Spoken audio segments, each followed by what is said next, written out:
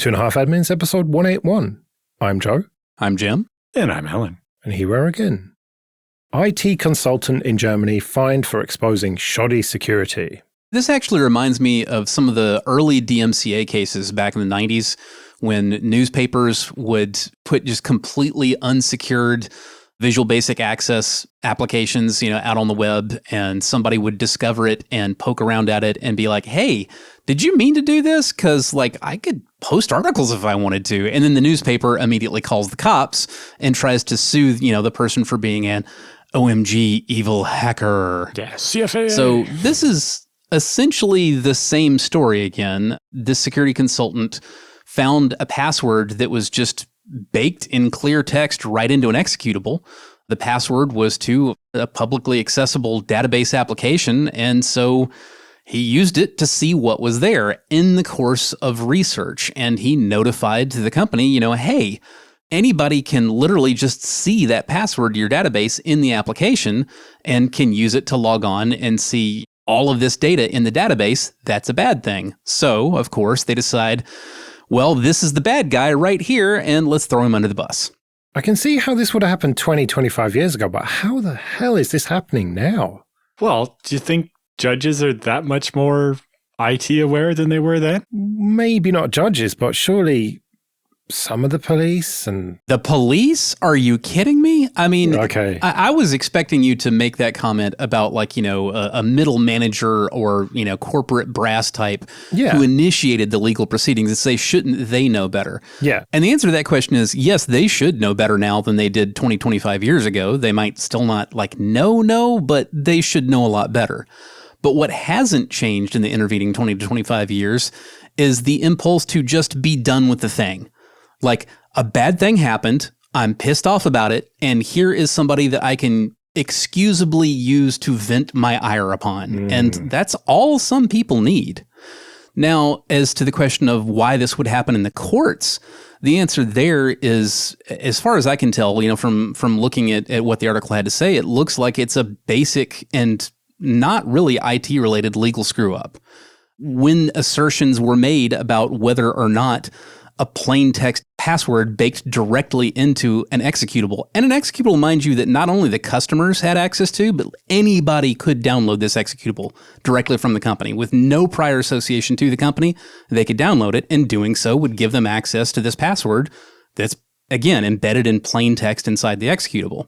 So when the plaintiff made the case that this does not qualify for protections because, this was a secured secret. I forget what the translated German legal verbiage is, but essentially the law in question says that it's not hacking if it wasn't secured in the first place. Is basically what it boils down to. And when the plaintiff said that, this was evil hacking because, the password was the security thing and they bypassed the password, what should have happened is the defense should have called an expert in to testify, and the expert would inform the judge, no, this does not qualify as a protected secret under this statute because X, Y, and Z. That part didn't happen. And without bringing in the expert to challenge the statement that was made by the plaintiff, well, if it makes sense to the judge, it rolls right on through. Well, and part of this is the defendant is looking at €3,000 fine, and if he's going to spend that between the lawyer and the expert to defeat it, it maybe doesn't make sense. I believe Germany's a winner-takes-all court system, though. That's a good point. From what I recall, if you lose, you got to pay the victor's court costs. But I think the other part there is to people who are the type that don't listen to this podcast, opening up an executable file that's in binary and finding plain text strings in it, beside the fact that people know how to use the strings command, is just as much hacking as anything else. Then not that that's correct, but basically, if they don't understand how it works, then it's magic and they can say it was hacking. And that's a really big part of the problem here. The police seized the guy's computers because the company claimed that he could only have gotten this password through insider knowledge because, it's a secret inside their company. And I guess they don't realize that, and you baked it into the executable and put it up on your website for anybody to download. If you're not familiar with that command that Alan just, mentioned as like a one-off there, strings, literally you can just type strings and, the executable file, and it will look for plain text in there and tell you all the little bits of, plain text it could find. It is not a difficult procedure. No, that sounds like pretty extreme hacking to me, Jim. Well, it sounds like this guy didn't even use a tool like that. He literally opened the executable in a text editor. Now, he probably would have had a reason to start there, but that's maybe beside the point. But yeah, so the string command is available on, BSD and Linux and so on. And it, by default, I think, finds any string of 8 or more printable characters in a row. And so you can run it on, a tar file or an executable or anything, and it'll just find any globs of human readable text and spit them out for you. I've used it in the past to do something very similar, to find passwords hidden in Flash SWF files for video streaming back in the day, when they'd have a video stream where the URL was protected by a secret, but the secret was baked into the Flash player. And if you knew how to use the strings command, you could get the raw feed of the video. And I'm sure to everybody else, that was magic super elite hacking, rather than I ran the strings command and found the thing that was obviously 2 English words stuck together that I would guess was the password. And oh, yep, that was the password. Yeah, but to a lot of people, using Nmap is hacking. Yeah. And those people should not be consulted on their opinions of what is or is not hacking. In much the same reason you really shouldn't ask me what it feels like when the baby kicks at 6.5 months. I don't know. Ask somebody who does. Canadian man stuck in triangle of e-commerce fraud. This is a kind of a complicated one, and it doesn't work if you don't understand how the scam works. This triangle e-commerce fraud that we're talking about initially looks a lot like a standard drop shipping scam. Now, you're probably familiar with drop shipping scams. That's where somebody finds a product they think that lots of people will want that's available for anybody to buy, and then rather than telling everybody, hey, go buy this thing from here, they instead set up their own e-commerce site and they say, you can buy this thing from me. Only they don't have the thing. They just drop ship directly from the actual vendor to you and charge you more money than it costs them to buy it.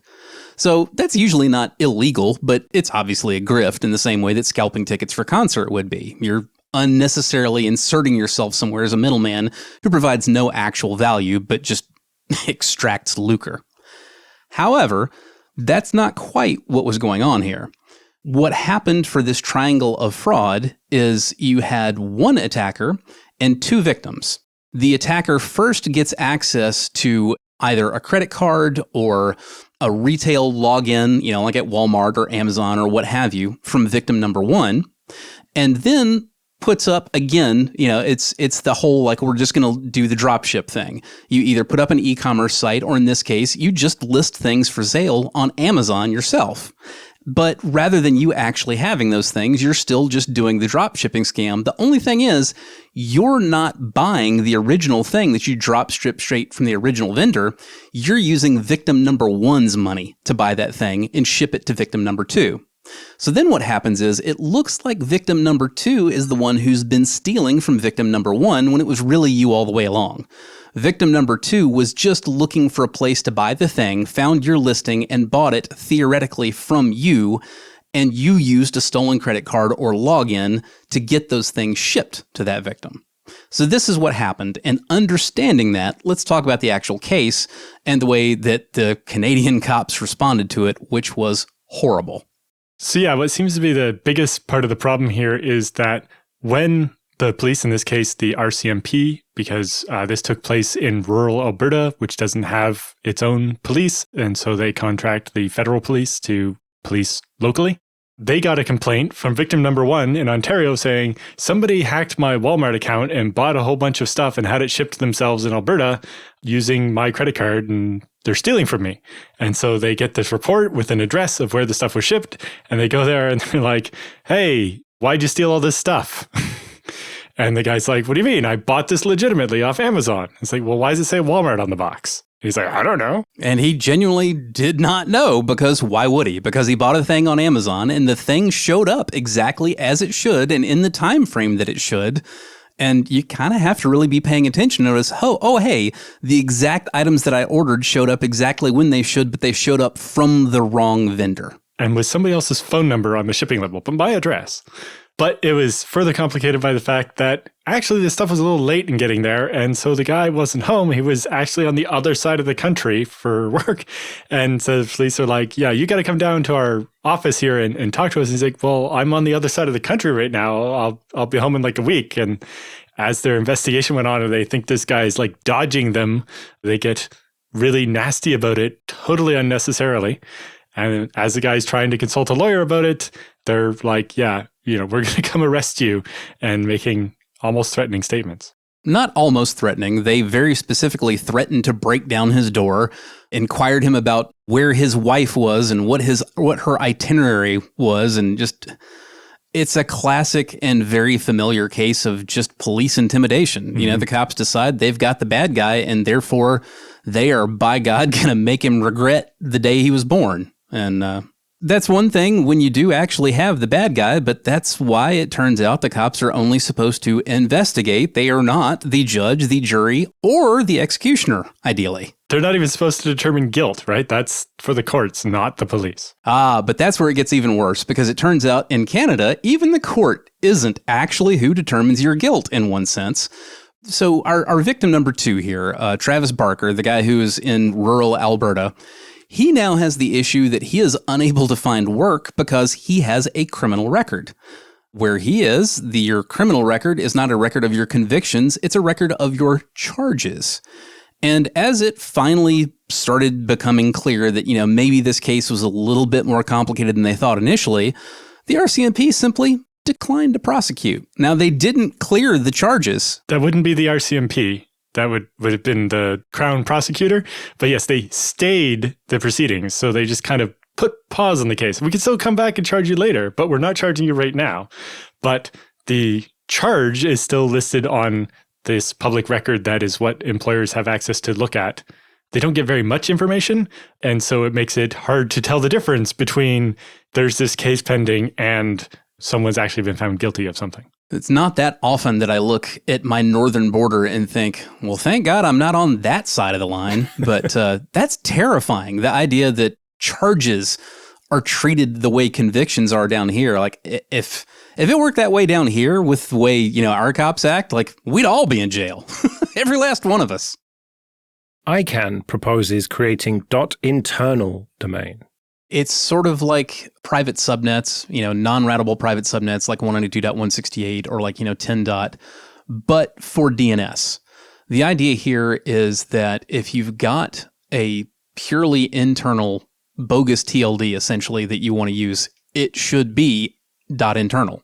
The big thing that you get out of this is if you were to create a purely private domain that ends in .internal for its TLD, then queries to that domain will not go out to the root servers for the internet, even if they escape your local network, because every other DNS server understands, oh, this is not something that I should try to resolve, in much the same way that, every router out there understands, oh, no, I should not be trying to route packets to 192.168.0. whatever.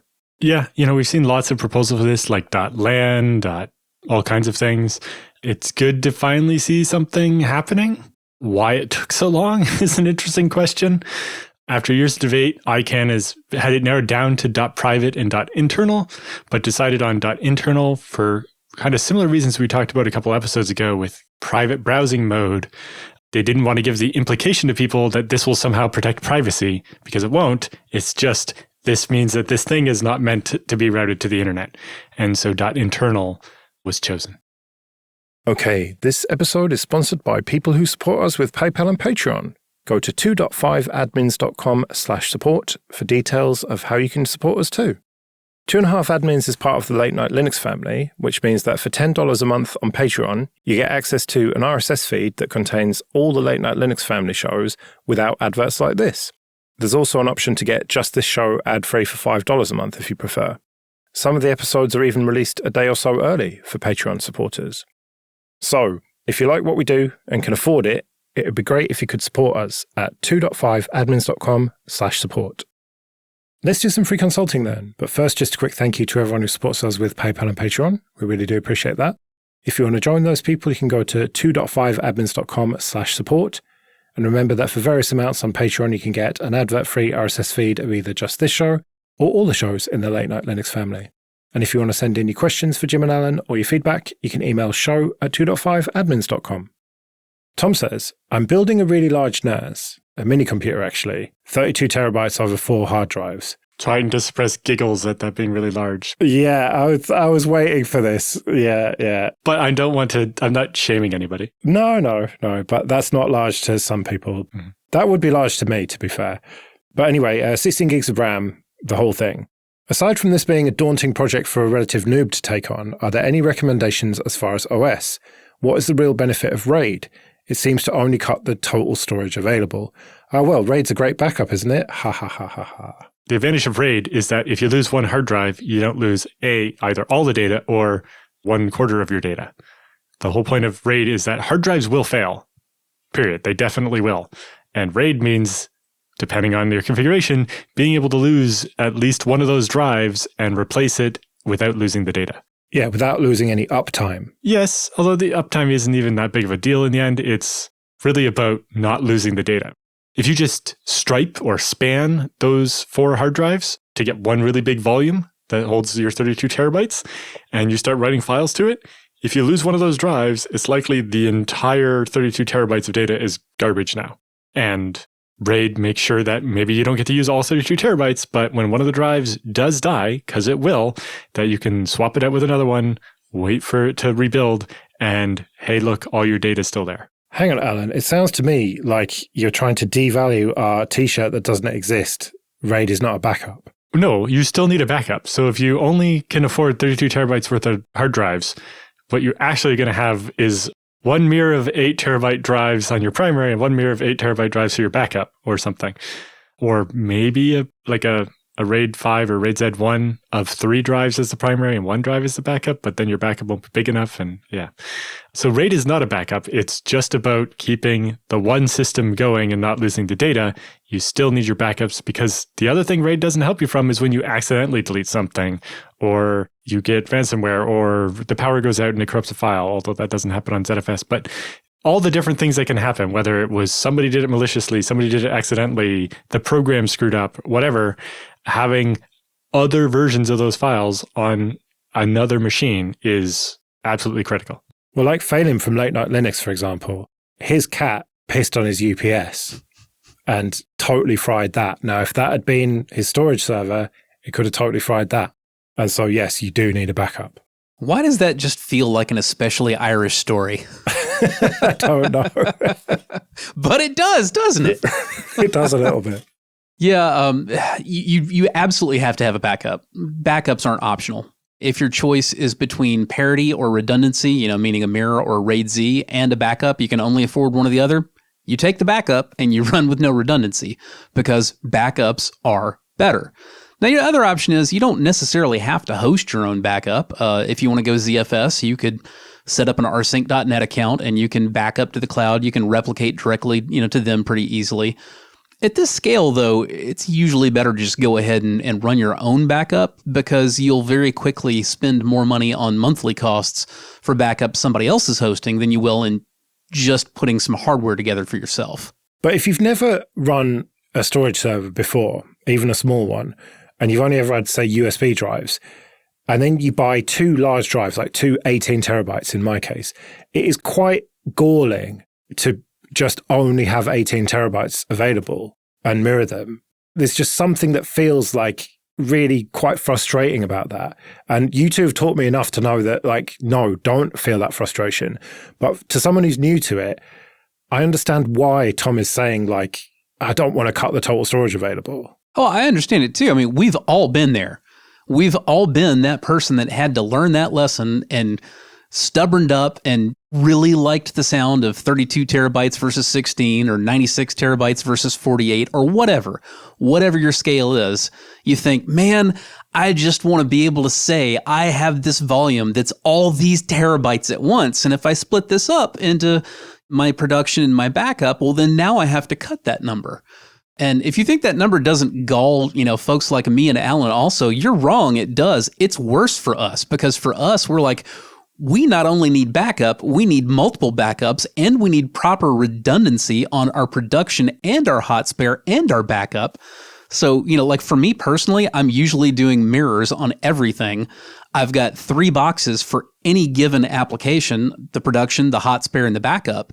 So when you want to talk about what I've got to buy, the total number of hard drives I buy, you got to divide it by 6 to come up with the actual capacity I've got to work with. Not 2, 6. Yeah, like I just finished a job where I replaced, so I have a server that has 68 hard drives that grew over time with like 12, 12, 12, 12, 12, 10, 10, etc.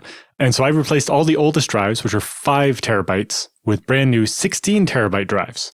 But each of those sets of 12 is a RAID Z2. And so, 2 of those drives capacity just go away. And, 16 hard drive manufacturer terabytes is 13.9 actual usable terabytes or whatever. And so lots of space disappearing there. And so while it was nice to get the extra 90 terabytes of free space, I bought 192 terabytes of hard drives to get that. And that's just the backup server. Needed to perform the same operation on the primary too. So then you're talking about buying 24 16 terabyte hard drives just to be able to do that. You just need to have a different mindset, don't you? You really do. We should probably back down a little bit off of Alan's and my tales of having to buy legions of hard drives for things, because that's not really the scale that Tom is talking about. This is a person who has 4 hard drives and wants to get the most they can out of them. And the unfortunate thing is, if with a total of 4, you don't really have a whole lot better option than divided in 4. Now, if you add 1 more hard drive to that mix, then you could say, for example, I'm going to have a mirror on my main system that gives me 8 terabytes of storage, and I'll do a RAID Z1 on my backup that doubles that. So now you can not only back up your 8 terabytes, but also have some archive depth, which is a really nice thing to have. Or if that doesn't appeal, well, if you'll buy 2 additional hard drives, then you can have a RAID Z1 3 wide on both sides. I do not advise going wider than 3 drives on Z1, but 3 is fine. And now for those 2 additional drives, well, now you can have 16 terabytes on both sides.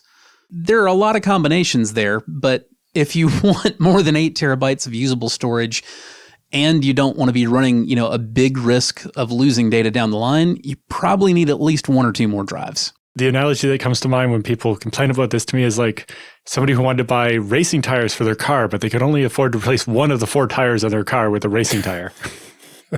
I think that analogy is more apt to the legions of people that want to make a super fast mirror VDEV with 1 solid state drive and 1 Rust drive. Yeah, that is an even better one for that. What about recommendations as far as an OS? Normally you say Sigma NAS, don't you, Jim? Yeah, Sigma NAS is generally my favorite for just a, fire it up and go NAS distribution. I think it's definitely going to be easier for a relative newbie just because there's a lot less going on there. And the interface is a bit quicker to respond. On the other hand, if you think you might want like every conceivable shiny bell and whistle that isn't even necessarily like really a NAS thing, but like if you also want to run VMs on the machine or, what have you, TrueNAS offers you a lot more flexibility there. With that additional flexibility, very much comes additional surface that you can use to get yourself in trouble. So be cautious of that. The final option for, I just want to throw a distribution at this that's going to, do some of the heavy lifting for me. It's getting increasingly popular for people to just install Proxmox and run everything in VMs under Proxmox. And at that point, whatever you want for your file server, maybe you literally want to just have like a Windows computer that is giving you a mapped drive. Well, you can just fire up a Windows VM on Proxmox and store all your files there. Or you can spin up a Samba server there, or you can spin up Open Media Vault, or you can do a Sigma NAS or a TrueNAS that's, preferably probably not using ZFS. I don't really recommend nesting ZFS beneath ZFS. It does work, but you can have some performance issues. If you're going to nest a NAS distribution under ZFS, I would generally recommend, the ZFS on the outside, and then on the inside, just use UFS2 or ext4 or whatever the default cheap and easy legacy file system is on that distribution. I mean, my advice for what it's worth is if you want to learn about this stuff, then just install Ubuntu or FreeBSD and just build it up manually. But if you want to just get going, then use one of the distributions that Jim's recommended. But for me, I wanted to learn how it all actually fit together, and that's why I just installed regular Ubuntu. Yeah, and if you want to do a FreeBSD NAS from scratch, the Clara website has a series of articles on everything from helping you pick out the hardware through to setting up the file sharing, etc. While we're on the topic of picking out the hardware, there is one thing I want to mention. We're talking about a system with 4 8 terabyte drives. And the first thing that leaps out to me is 8 terabytes is not a size of drive that I would buy today. Now, I understand that very frequently people are working with drives that they already have, that they've acquired, one way or another, or they've already bought. And I'm not trying to tell anybody like they've got to sell gear they already have. But if you haven't bought your kit yet, think carefully before you decide what hard drive to buy. I do not recommend buying a bunch more smaller drive sizes thinking, well, I'll get more performance this way. You might or you might not, but you will certainly consume more power, have more potential things to break, and limit your expandability. Generally, what you want to do is you want to get onto a reputable vendor's site and look at what they have to offer, and you'll see that the very small hard drives are more expensive per terabyte, and then you hit a pretty stable cost per terabyte that these days tends to start at around the 8 terabyte mark. And that cost will stay about the same up until there's another point where it'll start to get more expensive. You want to buy the biggest drive where the cost per terabyte hasn't actually gone up. Because I promise you, it's typically going to be cheaper all the way around to deal with a couple of 16 terabyte hard drives than 4 8 terabyte drives, and there will be less to break. Yeah. I linked in the show notes to a great aggregator that scrapes Amazon and Newegg and so on and looks at all the drives for sale and sorts them by price per terabyte, which can be the best way to find the deals on the drives that are you're paying the least per terabyte rather than it can be hard to look at, oh, well, the 8 terabyte drives are like $119 to $129 and the 12 terabyte drives are $180 to $200 and being able to pick the right one. Because, yeah, what Jim's saying there is you might be better off buying 2 16 terabyte drives to get your 32 terabytes and being able to buy 2 more before you run out of slots in your chassis in the future to expand rather than going for 4 hard drives straight away. But at the same time, if you only have so much budget and you need to have a backup as well, then maybe more hard drives is better. But definitely look at the cost per terabyte and don't fall in the trap of, oh, the smaller hard drives are cheaper. It's like, yeah, but not per terabyte. And if you're buying a significant number of terabytes, it can make a big difference. Given that I was just talking about maybe you might want to buy a couple more drives, what Alan's saying here really factors in there because one of the things that might make a lot of sense is keep your group of 4 8 terabyte drives exactly as it is. Put that in one box and buy a pair of 16 terabyte drives for the other one. If you're going to do that, somewhat counterintuitively, I would really recommend the 16 terabyte drives on the production side and use the 4 8 terabyte drives as your backup. In theory, more spindles means more performance. In practice, these days at this scale on Rust drives, it's not usually going to work out that way. So really what you're doing is you're putting your 16 terabyte drives, the newer drives, in the system that you're touching more frequently. I'm not sure if I recommend it yet, but I just bought my big batch of 16 terabyte drives from a company called Server Part Deals that's selling recertified drives from Seagate at significant discounts, like $10 a terabyte rather than $15 to $18 a terabyte. But they have a shorter warranty. I do recommend those. I have bought quite a number of refurbished drives and quite a number of them specifically from that vendor. I have yet to be bitten. Yeah, and they have both SATA and SAS drives. A lot of them are enterprise, so if you care about noise, be careful and look up the model numbers and so on. But you can save a lot of money by cutting a third off of the price of hard drives when you need to buy quantity. Right, well, we'd better get out of here then. Remember, show@2.5admins.com if you want to send in your questions or your feedback. You can find me at jrs.com/mastodon. You can find me at jrs-s.net/social. And I'm at Alan Jude. We'll see you next week.